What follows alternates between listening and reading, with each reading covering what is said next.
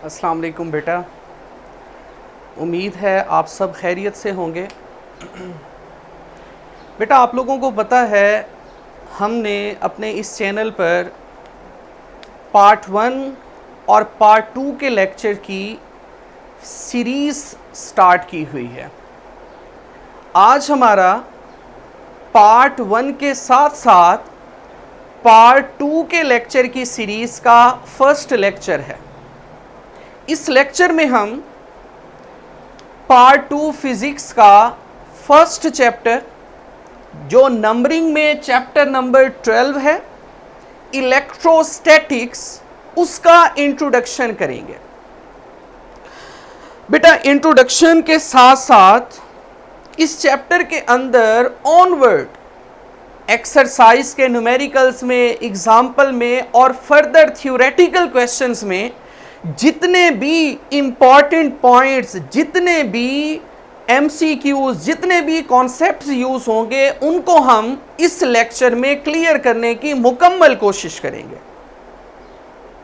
Chapter को बाकायदा तौर पर स्टार्ट करते हुए हम इस चैप्टर के नाम का, इलेक्ट्रोस्टैटिक्स का मीनिंग समझते हैं और इसका जो मीनिंग होगा वो हमें इस काबिल बना देगा कि हमें ये सेंस आ जाएगी कि इस पूरे चैप्टर में हमने किसके साथ डील करना है। आते हैं चैप्टर की तरफ। चैप्टर का नाम है बेटा इलेक्ट्रोस्टैटिक्स। बेसिकली इलेक्ट्रोस्टैटिक्स दो वर्ड्स का कॉम्बिनेशन है। सबसे पहला वर्ड बेटा इलेक्ट्रो और दूसरा वर्ड है हमारे पास स्टैटिक। इलेक्ट्रो का लफ्ज़ी मतलब होता है चार्ज और स्टैटिक का लफ्ज़ी मतलब होता है बेटा रेस्ट। अब एक बात तो यहां पर क्लियर हो जानी चाहिए कि इस चैप्टर में हम चार्जेस के साथ डील करने जा रहे हैं और कौन से चार्जेस जो रेस्ट पर होंगे, मूविंग चार्जेस के साथ डीलिंग हम नेक्स्ट चैप्टर में करेंगे। इस चैप्टर में हम चार्जेस की रेस्ट पर डीलिंग करेंगे। बेटा, आपको बू अली सीना की एक वर्डिंग याद आ रही होगी, nobody begins to move or comes to rest of itself। कोई भी बॉडी ना तो खुद से मूव कर सकती है, हरकत में आ सकती है, और ना खुद से रेस्ट में आ सकती है। ये फोर्स होती है जो उसको चलने पर और रुकने पर मजबूर करती है। अब हमने इन तमाम पॉइंट्स को वन बाय वन स्टडी करना है। बेटा, इलेक्ट्रोस्टैटिक्स की डेफिनेशन की तरफ मूव करते हैं।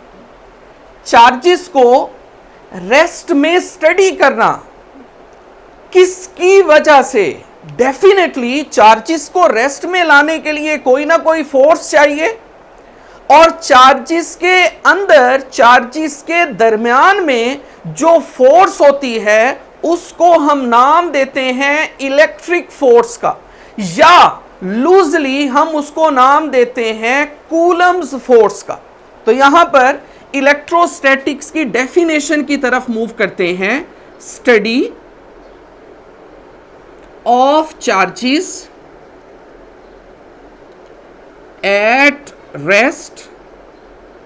अब किसकी वजह से? Under the influence of electric force. Electric force की मदाखलत की वजह से चार्ज रेस्ट पर आता है।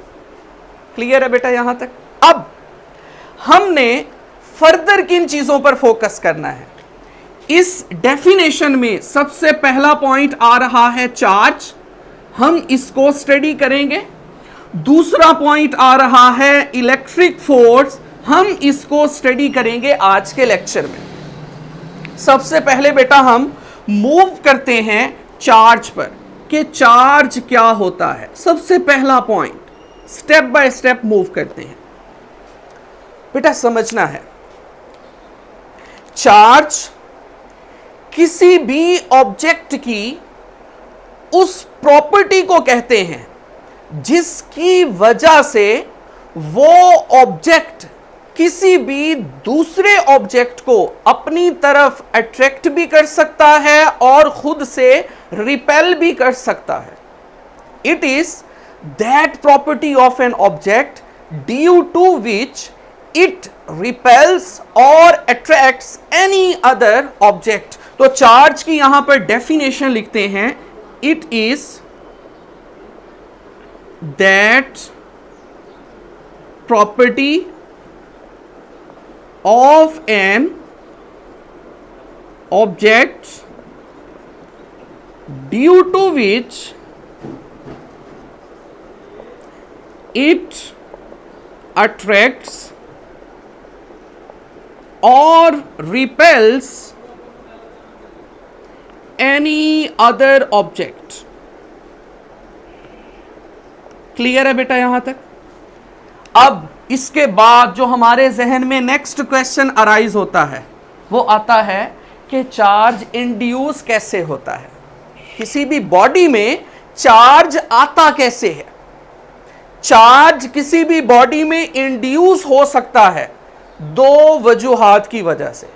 एमसीक्यू में ये आएगा क्वेश्चन कि चार्ज किसी बॉडी में किस तरीके से इंड्यूस होता है, उसकी कॉजेस क्या हैं। पहली कॉज, आप जिस ऑब्जेक्ट में चार्ज लाना चाहते हैं उसमें रब करें, और दूसरा एक फिनोमिना है इलेक्ट्रिसिटी का जिसको नाम देते हैं इलेक्ट्रोस्टैटिक इंडक्शन। तो चार्ज किसी भी बॉडी में इंड्यूस हो सकता है दो वजूहात की वजह से, पहला बाय रबिंग और दूसरा by the phenomena of electrostatic induction. Electrostatic induction क्या है? जब हम एक चार्ज्ड बॉडी के करीब किसी न्यूट्रल बॉडी को लाते हैं तो न्यूट्रल बॉडी के आधे हिस्से पर एक तरह का चार्ज और बकिया आधे हिस्से पर दूसरी तरह का चार्ज पैदा हो जाता है। तो इस अमल को इलेक्ट्रोस्टैटिक इंडक्शन का नाम देते हैं। तो यहां पर मैं चार्ज किस तरीके से इंड्यूस होगा उसके बारे में भी लिखता चलूं। Charge is induced due to rubbing, आप चीजों को रब करें, और by phenomena of electrostatic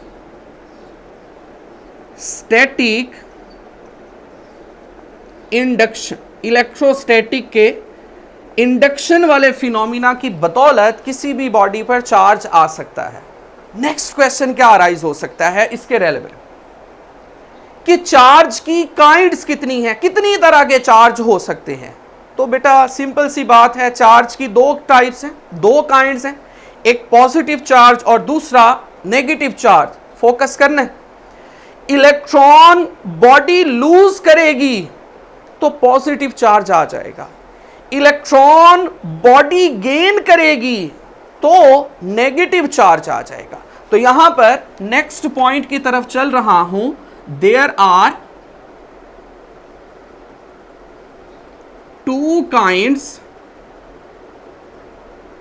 of charge. Charge की बेटा दो काइंड्स हैं। कौन कौन सी हैं मैंने अभी आपको बताया। एक को हम क्या नाम देते हैं, पॉजिटिव चार्ज, और दूसरी को हम क्या नाम देते हैं, नेगेटिव चार्ज। अब बेटा देखना है पॉजिटिव चार्ज कैसे आएगा बॉडी में, जब बॉडी इलेक्ट्रॉन क्या करेगी, लूज करेगी। Deficiency of electron positive charge produce करती है, और जब इलेक्ट्रॉन गेन करेगी बॉडी, मतलब एफिशिएंसी ऑफ इलेक्ट्रॉन, कौन सा चार्ज प्रोड्यूस करती है बच्चों, नेगेटिव चार्ज। नेक्स्ट पॉइंट पर आते हैं, इंपॉर्टेंट है ये बहुत ज्यादा। बेटा चार्ज एक क्वांटाइज्ड क्वांटिटी है, ये क्वांटाइजेशन नेचर रखता है। इसका मीनिंग क्या है मैं अभी आपको समझाता हूं। चार्ज इज क्वांटाइज्ड क्वांटिटी, ये क्वांटाइज्ड नेचर रखता है। इसका बेटा मतलब क्या है? क्वांटाइज का लफ्जी मतलब होता है फिक्स। मतलब समझिएगा इसका, किसी भी ऑब्जेक्ट पर आपने चार्ज निकालना है तो वो इंटीग्रल मल्टीपल होगा चार्ज ऑफ इलेक्ट्रॉन के। रिपीट कर रहा हूं, किसी भी ऑब्जेक्ट का चार्ज इंटीग्रल मल्टीपल होगा चार्ज ऑन इलेक्ट्रॉन के, जिसमें n इंटीजर है, जिसकी value 1 2 3 4 5 up to so on कुछ भी हो सकती है। अब देखिएगा फिक्स क्या है? फिक्स है बेटा इलेक्ट्रॉन पर चार्ज। अगर आपने किसी बॉडी पर चार्ज निकालना है तो उस पर चार्ज या तो 1 इलेक्ट्रॉन के बराबर होगा, या 2 इलेक्ट्रॉन, या 3 इलेक्ट्रॉन, या 4। ये जो इलेक्ट्रॉन फिक्स है, इस वजह से चार्ज की कौन सी नेचर है? Quantized nature. अब नेक्स्ट क्वेश्चन क्या आता है? इलेक्ट्रॉन पर चार्ज कितना है? तो यहां पर देखते हैं, चार्ज ऑन इलेक्ट्रॉन ये बेटा बराबर होगा 1.6 10⁻⁻⁻⁻ 19 कूलम। इसी तरीके से चार्ज ऑन प्रोटॉन, प्रोटॉन पर चार्ज कितना होगा बेटा? 1.6 10⁻⁻⁻ 19 कूलम। अब इन दोनों में डिस्टिंग्विश फर्क करने के लिए इलेक्ट्रॉन के साथ मैं नेगेटिव का साइन लगाता हूं।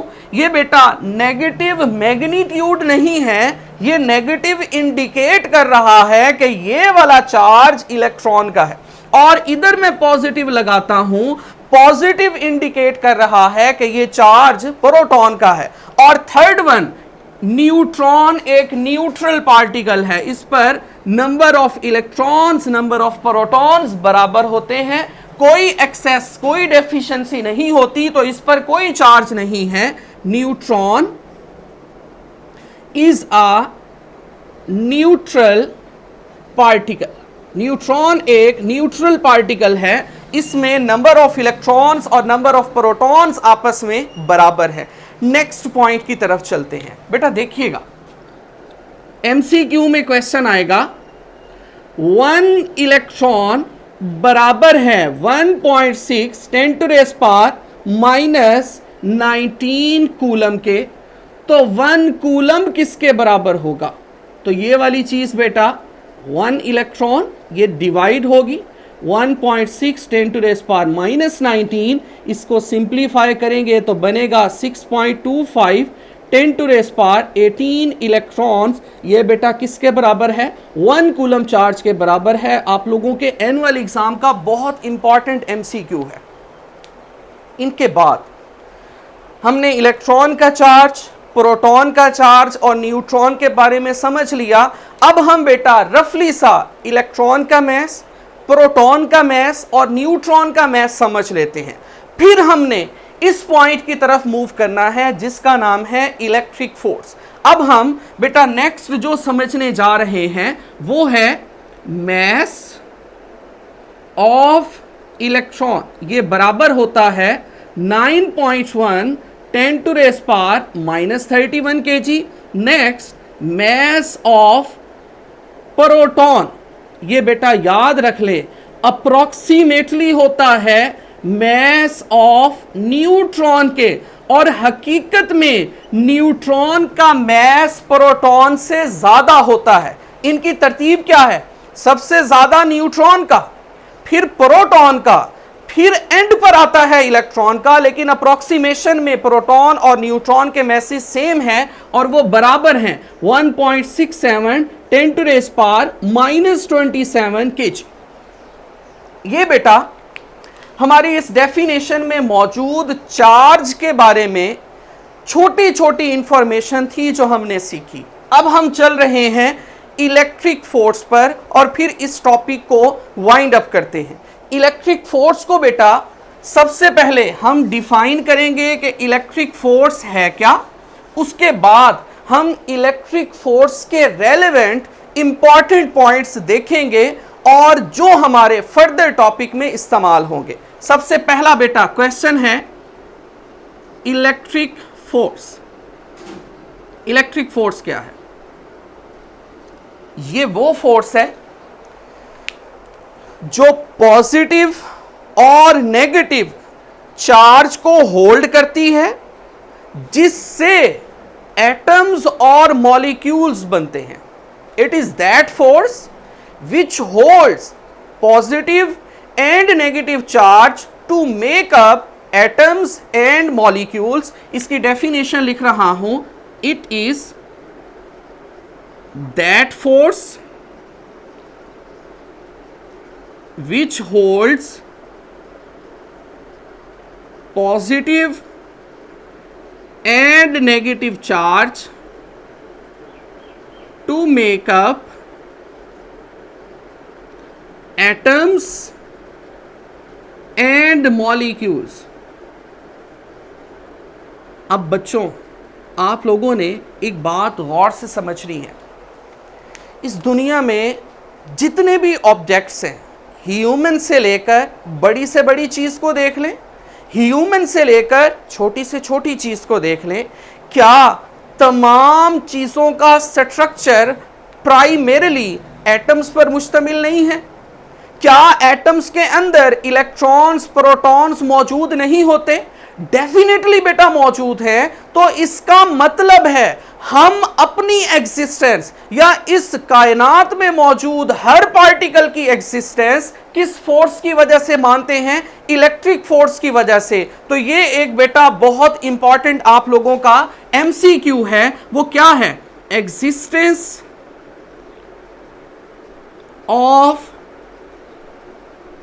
Every particle is because of electric force. ये बेटा आप लोगों के एमसीक्यू में आएगा कि बताइएगा इस कायनात में मौजूद तमाम पार्टिकल्स की एग्जिस्टेंस किसकी वजह से है? वो है बेटा इलेक्ट्रिक फोर्स। ठीक है बेटा। अब अगली बात है, ये जो इलेक्ट्रिक फोर्स है ये किसके दरमियान में होती है? चार्जेस के दरमियान में। और इसका दूसरा नाम क्या है बेटा? कूलम फोर्स भी है। इसके बारे में मैं आपको एक बात बताता चलूं, गौर से समझिएगा। बाई नेचर में ये वाली फोर्स अट्रैक्टिव भी है और रिपल्सिव भी है। By nature it is attractive and repulsive as well. Attractive भी है और रिपल्सिव भी है। ये बेटा छोटे छोटे पॉइंट्स हैं जो इलेक्ट्रिक फोर्स के बारे में आप लोगों को याद रखने हैं। ये सेकंड एमसीक्यू है। अब थर्ड नंबर पर क्वेश्चन क्या आएगा कि ये रिपल्सिव कब होगी और अट्रैक्टिव कब होगी? और ये हमारे आज के टॉपिक का लास्ट क्वेश्चन होगा कि इलेक्ट्रिक फोर्स अट्रैक्टिव कब होगी और रिपल्सिव कब होगी। इसको बेटा मैं बड़े आसान से वे में समझाता हूं। देखिएगा, अगर पॉजिटिव के सामने पॉजिटिव आ जाए या नेगेटिव के सामने नेगेटिव आ जाए, तो जो इलेक्ट्रिक फोर्स होगी वो हमेशा रिपल्सिव होगी। इसका मतलब आप लोगों ने पढ़ा हुआ है बेटा 9th में, similar charges repel each other. ये देखें, पॉजिटिव पॉजिटिव, नेगेटिव नेगेटिव आपस में क्या करेंगे? रिपेल। और अगली बात बेटा समझनी है, पॉजिटिव के साथ नेगेटिव, या इसको यूं कर लें, नेगेटिव के सामने पॉजिटिव आ जाए तो ये फोर्स हमेशा क्या होती है बेटा? अट्रैक्टिव होती है। तो इसको हम लिख सकते हैं similar charges repel each other. Similar charges एक दूसरे को रिपेल करेंगे, while opposite charges attract each other. या like charges repel each other while unlike charges attract each other. Clear है बेटा? फाइनल पॉइंट कि दो चार्जेस एक दूसरे को अट्रैक्ट भी कर सकते हैं, रिपेल भी कर सकते हैं। अब उनके दरमियान में अट्रैक्शन कितनी होगी मैग्नीट्यूड में, या रिपल्शन कितनी होगी मैग्नीट्यूड में, इसको समझने के लिए हमें कूलम्स लॉ पढ़ना पड़ेगा। तो नेक्स्ट हमारा जो टॉपिक होगा वो इस चैप्टर का, इस क्लास का फर्स्ट इंपॉर्टेंट लॉ होगा Coulomb's law. Thank you so much.